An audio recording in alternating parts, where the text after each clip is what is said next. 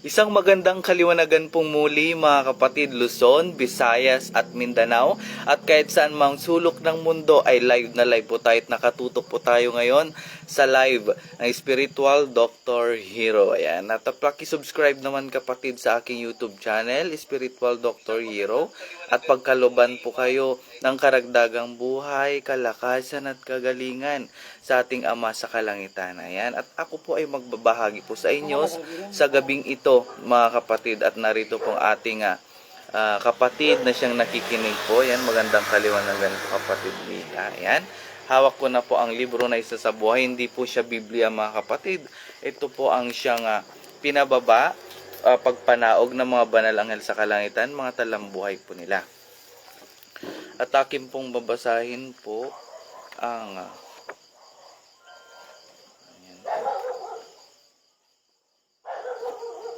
magaganda po yung mga talambuhay po nila mga kapatid.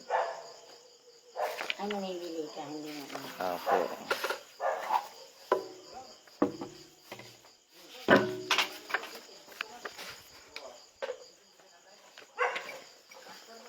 Ito po, ang babasahin ko po ay mensahe po ni Anghel Leo, ang nagbago ng bilang ng buwan. Siya po yung nagbago ng bilang at ng buwan. Pumanaog po sa Anghel Leo noong March 27, 2021. Isang magandang kaliwanagan sa inyong lahat. Ako ay patawarin aking mga kapatid. Bago pa man ako ay magturan sa inyo, ako ay humihingi ng kapatawaran sa inyo, sapagkat sa haba na siyang ipinagkaloob ng bilang ng buwan at araw, ay ito na ay nabago. Ako ang nangalan at siya rin bilang ng buwan kapatid, sapagkat noon sa amin ay hindi na matatandaan pa ang mga buwan na tinuran noon. Ngunit sa bilang ng aking edad na 15, ako noon ay nakikinig sa mga nangangaral noon sa amin kapatid.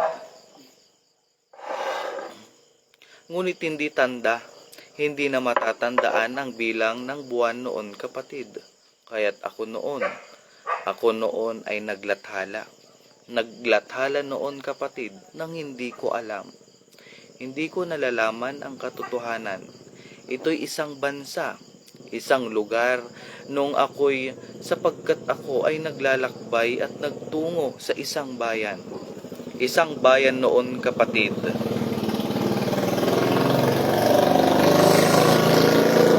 Sapagkat ako noon ay hindi matandaan ang buwan na noon ay tinuran.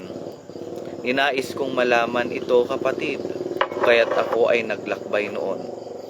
Napakaraming mga ngaral ang aking nakasalamuha noon kapatid.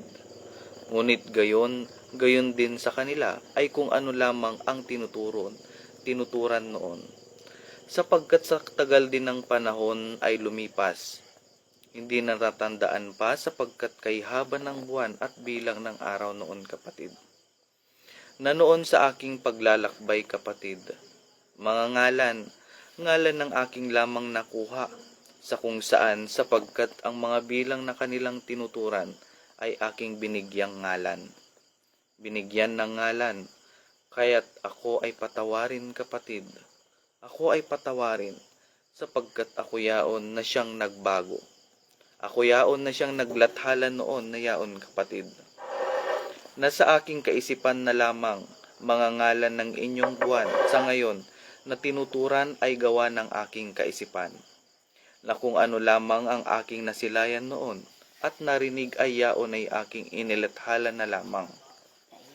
At kung ano na lamang kaya't napakaiksi na lamang kapatid. Ako noon ay 75 taong gulang nang aking binago ang bilang ng buwan. Ang aking inilathala sapagkat sa tagal din na ako ay naglakbay noon at nakinig sa mga ngaral noon kapatid. Paumanhin po. Sapagkat mayroon din akong katanungan, ngunit yaon ay hindi nila mauunawaan at matatandaan kapatid. sapagkat ang aking katanungan ay ang siyang inilathala na bilang na siyang tunay ng buwan. Kayo lamang sa ngayon ang siyang nakakaalam, kapatid, sapagkat ako noon ang siyang nagsiwalat sa lahat. Kahit hanggang sa ngayon ay siya nang tinawag na tinuran ng mga ngalan. Ang aking ngalan ay Leo, kapatid, ng aking binago at inilathala ang akin lamang natatandaan sa bilang ng buwan. Ito ay sa bilang ng 25, kapatid, at sa bilang ng araw ay 50, kapatid. Sapagkat hindi ko natandaan pa, at sa akin mga pinagtanungan ay hindi na natandaan pa, kahit nangingilan na lamang na buwan ang aking inilathala. Ngunit sa bilang ng araw ay hindi ako nagbago. Hindi ako yaon na siyang nagbago. Ako ay isang anghel sa kalangitan, at ang akin lamang natandaan na nakuha, kapatid, noon na siyang aking nilathala na siyang aking nalaman. 25, kapatid, ang aking nailathala. At ang araw ng aking pagkatanda noon ay 50, kapatid, sapagkat hindi ko na natandaan pa. Gayon din sa aking pinagtanungan ay hindi na natandaan pa. Kaya't iilan na lamang ang buwan ng aking nailathala. Kaya't yaon buwan ang mga yan, kapatid, ay siya ng aking tinuran sa nakakarami. Nagdaan din ang kay tagal na siyang lumipas. Mayroong muling nagbago sa inyong buwan, kaya't napakaiksi na lamang. Ang bilang ng buwan noon sa bilang ng 8 buwan ay nasa 73, kapatid, sa mga ngaral na lamang na siyang nagturan, kapatid. Habang sila'y nagtuturan noon, ako naman ay naglathala, kapatid, at ang aking pinupulot na lamang ay ang ngalan at bilang ng buwan, ngunit yaon lamang ang aking nailathala noon, kapatid. Yaon na lamang. Sapagkat hindi rin tanda, kapatid, sa haba noon ng buwan na pinagkalob sa inyo ay tinuran. Tinuran, kapatid. Mag-aral pa kayo, sapagkat marami pa ang nawalang kaalaman. Kaalaman na ngayon ay sa inyo ay tinuturan. Kaya't kung ikaw ay mag-aral lamang ay marami ang inyong matututunan, sapagkat higit pa ang inyong malalaman, kaya't kayo ay magpatuloy lamang. Ang aking kaarawan ay sa bilang ng buwan ng 8, at sa bilang ng araw ay 5 lamang. Ako ay hindi na nagkaroon ng kabiyak, sapagkat ako'y naghanap ng katotohanan. Ako ay naghanap ng katotohanan, kapatid. Ngunit hindi na ako nagkaroon ng kabiyak, sapagkat sa dami ng nais kong malaman, ngunit ito ay hindi na nasagot pa. Sapagkat sa aking katandaan na noon, ako ay nawala. Ngunit liwanag na noon ay sa akin ng aking nasilayan. Mabuti na Leo, kapatid, sapagkat katotohanan ay inyo nang natagpuan. Ikaw lamang ay manalig sa ating Ama sa kalangitan na siyang tunay. Yun po yung sabi po ng Banal na Espiritu. Ako ay namayapa sa edad na 169, kapatid. Napakarami na rin noon ang nangangaral, kaya't sa tagal din ng panahon ay hindi na natandaan. Hindi ba't ang katanungan na nagmula sa inyo ay sinagot na ng Ama sa kalangitan? Sino ba? Sino ang magbubukas ng kalangitan? Hindi maaari nang hindi itinakda ay magbubukas ng kalangitan. At kung bakit ang lupang ito ay ang aming pinili, bayan ng Maria Aurora San Joaquin, sapagkat alam namin na marami ang mananalig na siyang mananalig ang siyang mangunguna. Sapagkat kung sa malayong lugar kami papanaog, sino ang maniniwala, kapatid? At isa rin dahilan kung bakit dito sa bayang ito kami bumababa, sapagkat dito pinababa ng Ama sa kalangitan ang kanyang itinakda at ang kanyang mga itinakda. Bakit? Kung bakit ngayon lamang? Kasi maraming nagtatanong mga kapatid, bakit ngayon lamang nalaman ang katotohanan? Yun yung mga katanungan po nila. Ito naman po ang sagot ng banal na Espiritu, ng banal anghel sa langit. Ngayon lamang aking mga kapatid, sapagkat ngayon lamang ipinagkaloob ng Ama sa kalangitan na bumukas ang kalangitan. Kasi nakatakda na po pala ngayon ang huling henerasyon. Sapagkat ito ang kanyang itinakda, ang Ama sa kalangitan, ang tanging nakakaalam kapatid. So wala tayong alam.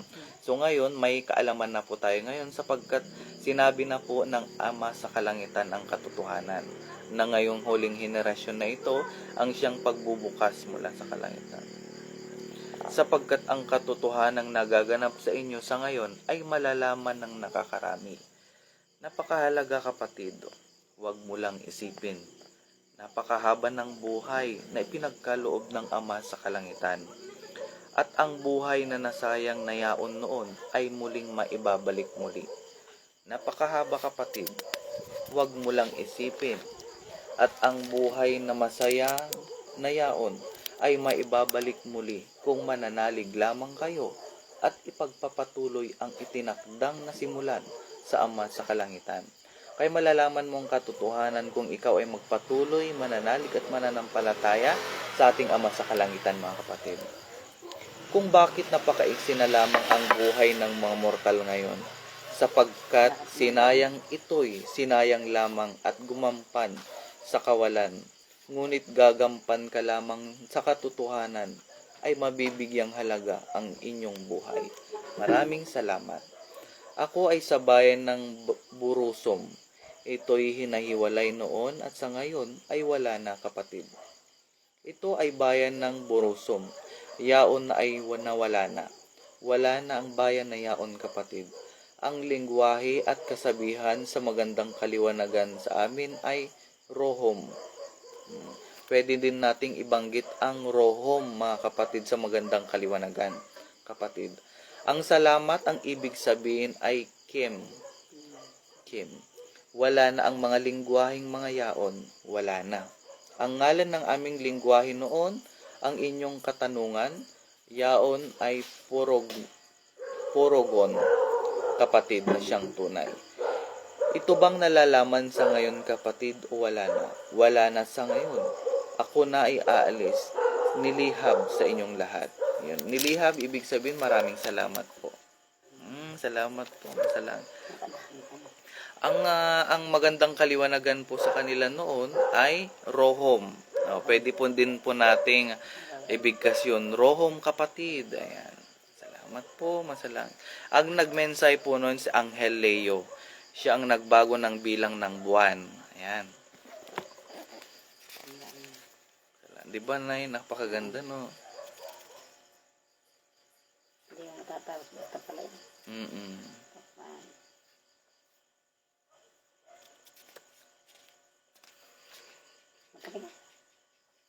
Magandang kaliwanagan po. Nasa labas po kami ng ating kapatid na si Inay. Magandang kaliwanagan kayo. Magandang kaliwanagan po. Nakaanap pala ito mga live ko. Ayan. Balang araw, Inay, punta ka sa bahay Dalanginan. Kami tayo. Pag dumating sila doon. At isa din pa totoo na unti-unting nawawalang kanyang bukol. Kasi sa Baguio City, Nay, ang daming bukol na ano. Kanyang yung nasa dagat, ano? Oo. Kaso hindi naman siya naniniwala, Inay. Hindi naniwala, malis yun.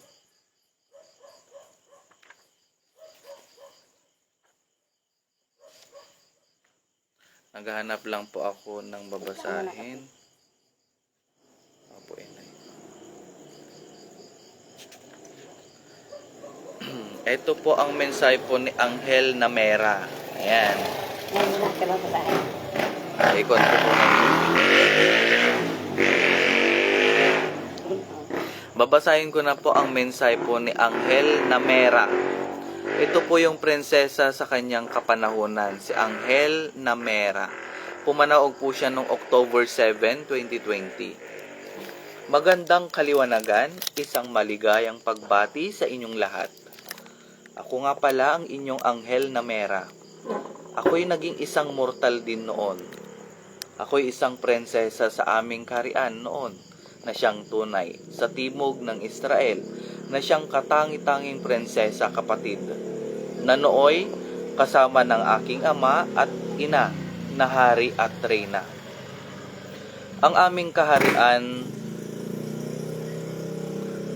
noon ay salat sa pagkain. Salat daw po sa pagkain po. Yung wala pong makakain, ganun. Kaya kami ay namimili lamang sa mga naglalakbay upang ipagpalit ng pagkain ng mga salapi sa aming bayan, sapagkat noon sa aming lugar ay bihira ang may tanim. Napakaimot ng lupa noon na nooy hindi kami mapagtanim. Anong mapakainit? Napakaimot, ibig sabihin, yung parang ano siya, yung Yung lupa, tanim na yan. parang namamatay Yung kaagad, parang natutuyo kaagad, yung napakaimot ang ibig sabihin niya, natutuyo. Yung tuyo talaga, hindi siya nabubuhay, mga halaman. Papatuloy ko po. Aming pagkain, kaya may mga dayuhan na lamang sa amin na pumaparoon upang ibigay ang kanilang pagkain. Ngunit, ito ay pinalitan namin ng pilak at ginto. Mga hayop na siyang dala-dala na sa aming kaharian, ipinapunta at ibinigay upang palitan namin ng ginto at pilak. Napakarami noon kapatid na siyang dala-dala ng mga hayop na yaon, sapagkat sa hilaga ay maraming nakatanim at pwedeng taniman, ngunit sa aming lugar ay wala. Kaya nagpasyahan ang aking ama at ina na lamang na ako'y tumungo sa hilaga ng Israel upang doon bumili ng kanilang mga gulay na kakainin. Napakayamang lugar sa aming kapanahunan noon, ngunit sa aming lugar lamang din ang pinagkaitan na tanging pinagkaitan ng lupang pagtatamnan. Kaya nga tinura ng aking ngalan sapagkat ang aming lugar na noon ay ginto at pilak ang karamihan at kayamanan. So, ibig sabihin marami po silang ginto at pilak pero wala pong mga tanim na gulay at prutas. Ang aming bayan noon ay sa timog ng Israel at ito'y sa kaharian noon ng Hadasha na ito'y kaharian noon ng aking ama. Kaya't itinurang Hadasha sapagkat ang aking ama ay Hadasha kapatid. At yaon ay sinunod sa kanyang pangalan sapagkat ito'y kaharian ng Hadasha. Ayun, kaharian po pala nila ay Hadasha. Ang aking ina naman ay hindi ko na maaaring banggitin pa ang kanyang ngalan sapagkat siya ay makasalanan. Ngunit ang aking ama ay mabuti, kaya ang aking ngalan ay Namera. So, kasi kapag po mga banal anghel sa kalangitan, hindi po nila binabanggit ang ngalan ng kanilang mga ina o kaya ama sapagkat sila ay po ay makasalanan. Hindi pwedeng banggitin. Mga mabubuti lang po. Aming kaharian ay sagana sa ginto at pilak na yaman, ngunit pinagkaitan naman ng pagkain na siyang tunay. Ang aking kaarawan ay kauna ng Mayo at ako'y namayapa sa edad. Ako'y 35, sapagkat noon ako'y pinaglakbay ng aking ama at ina sa hilaga upang tignan ang pamumuhay ng iba, sapagkat kami ay sagana sa ginto at pilak. Kaya sagana naman ang lugar sa pagkain. Pagkain na sa amin ipinagbibili, kaya't nais lamang ipakita sa akin na aking ama't ina kung paano mamuhay at kung paano ginawa. Ngunit sa aking paglalakbay, kami ay pinuntahan ng mga mandirigma at ako'y tinamaan ng palaso sa dibdib sa edad kong 35. Ibig sabihin na tamaan po pala siya ng palaso. Palaso yung... Sapagkat noon na habang ako'y naglalakbay kapatid, at ako noon ay kasama ng aking mga kasamahan, at ako'y kanilang napagigitnaan sapagkat sa hilaga ay kapos sa salapi, ngunit aming lugar ay mayaman yaon. Kaya't dinala ko ang karamihan sa amin ang ginto at pilak upang ipagbili sa kanilang bayan. Ang isang lugar na kanilang bayan na nais na naming Ama na makuha at mabili sana upang aming pagtamnan. Ngunit ako'y tinambangan at kinuha ang yaman at natamaan ako ng isang palasok. Sapagkat hindi namin batid na nasa lugar na yaon ay walang tao, sapagkat kami ay naglalakbay at ako ay naligayahan sa aking nasilayan kapatid. Sapagkat pagpasok namin sa hilaga na yaon ay may kagubatan. Ako'y tuwang-tuwa sapagkat ngayon ko lamang nasilayan noon ang ganoong lugar. Ngunit pagpasok pa lamang namin sa kalagitnaan na dooy hindi namin akalain na doon ay kami tatambangan. Tatambangan na nooy, ang tawag doon ay sa mga taong nagtatago. Nagtatago sa mga puno, lupa at maging sa mga bato. Yaon ang tawag sa amin na dooy isa kaming pinalaso at ang dala namin ay kanilang kinuha. Nagalit ang aking ama nang ako ay nawala. Hindi ko nabatid kung ano ang kanyang ginawa, ngunit sa aking puso at isipan ay ako na'y naging masaya rin, sapagkat hindi ko ninais na sila rin ay mapasama, sapagkat kapatid, noon sa aking pagpunta isang malayang kalakalan, sapagkat ang hangad ng aking ama noon sa aking pagpunta ay isang malayang nakalakalan. Ito'y pagpapalitan, ngunit ganoon ang nangyari. Batid ko nasasaktan ng aking ama. Nais kong ipagpatuloy ang aking tinuturan kung paano na ako'y nakapunta sa kaliwanagan. Sapagkat noon ako'y sa aming karian ay nagbigay ng salapi at pagpupunta ng ibang bayan. Sa aming lugar ay mas higit na salapi ang ibinibigay namin sa yaong lamang ibinibigay nila. Ang kanilang mga pagkain sa amin at kami ay nagbibigay din at isang maliit na kerubin ang siyang pumanaog. Siya'y kerubin na napakaliwanag kapatid. Biyaya para sa akin ang isang kerubin na nooy nagbibigay ng biyaya. Ito'y napakaliit kung sa aking kalakihan. Ito'y napakaliit. Liwanag nitong taglay ay napakalaki. At ang sinabi, kapatid. Ngunit ang kanyang boses ay napakabata, kapatid. Kung inyong intindihin ang kanyang tinuran, sagana sa biyaya, kapatid. Kaya't ako'y pumarito. Yun ang sabi ng kerubin biyaya. Yaman lamang kapatid na maliit ang kanyang tinig, ngunit akin namang naiintindihan. Napakabuti ng inyong kalooban, kagaya ng inyong ama sa kalangitan, siyang tunay. Sapagkat ang aking ama sa kalangitan, ang siyang tunay na makapagbigay at mapagmahal, kaya lamang ako'y pinuntahan ng paslit, sapagkat nakita ang aking ginintuang puso na sa aming pagbibigay ng aming kayamanan. Ako'y namangha sa kanyang tinuran, nalaman niya ang aking damdamin at madali itong umalis, ngunit panandalian at siya rin ay bumalik. Maraming salamat kapatid ang kanyang tinuran at tanging ama sa kalangitan ang iyong ituturan. Marahan niyang sinabi at ako'y napangiti at sa ating ama sa kalangitan ang aking sinabi, kahit mabuting gawa ang aking ginawa. Kaya lamang nang sinabi ng aking ama na napunta sa kahilaga upang makipagkalakalan sa kanilang lugar.